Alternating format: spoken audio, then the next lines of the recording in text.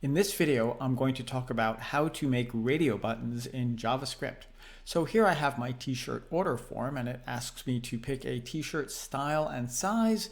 These are, of course, math t-shirts. I'm sure you're shopping for them all the time. And the default is a SOHCAHTOA. This is a little trigonometry reference, or I can pick the geometry t-shirt or the pie t-shirt and my size. If I click place order, it tells me I ordered a small SOHCAHTOA t-shirt. Now notice, of course, I can change this to geometry. Then it says I got a geometry or a pie t-shirt or a large or a medium and so forth. So the question is, how can I figure out which button I clicked? And the other thing is, how does it know that when I click one button to unclick the others? Let's take a look at the code.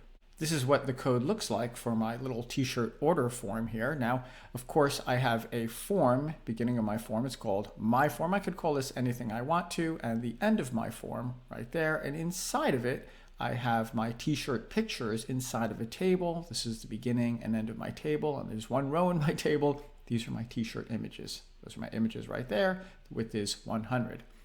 Now, underneath that, I declared 3 buttons. So how do you make a button? This should look a little bit familiar. I have an input tag.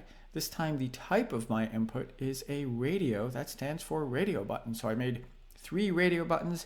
Each one is on a new line. That's what line break is. 3 input type radio buttons. Now I gave them different IDs. This is shirt 1, shirt 2, and shirt 3. These are just variable names. I could have named this anything I wanted to. Now this is important.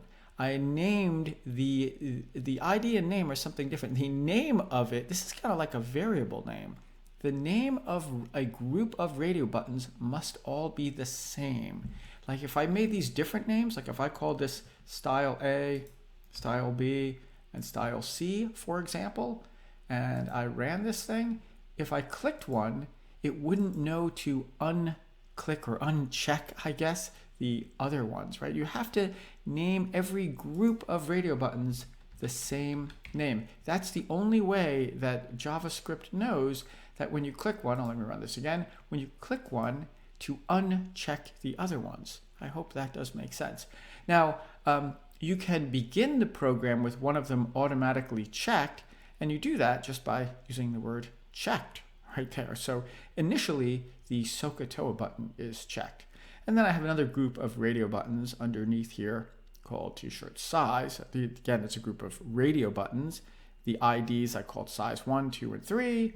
They all have the same name. Again, these are all called size. All called size, different name than these guys. If I name them all the same, then once I check this one, they would all be unchecked. Give that a little bit of thought. Hopefully that makes sense. All right, now let's look at the code to figure out how to determine which button was in fact clicked. So I've scrolled down a little bit so you can see the function that I've used to determine what t-shirt size and style they've picked.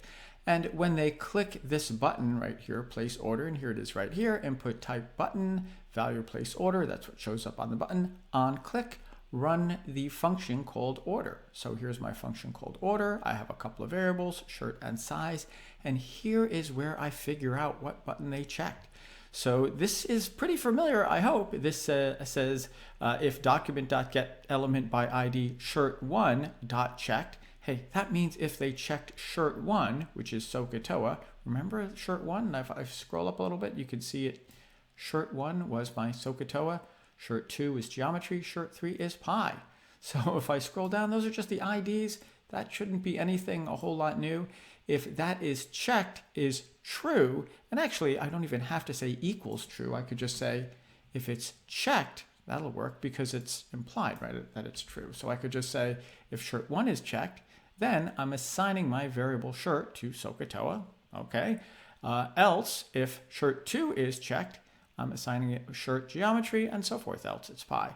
And I do the same thing for the t-shirt size. Pretty easy. Document.getElementById.checked equals true. Again, this is kind of redundant to say equals true because this will evaluate to true or false. So I don't even have to do that. I'm going to get rid of that right there. Isn't that slick?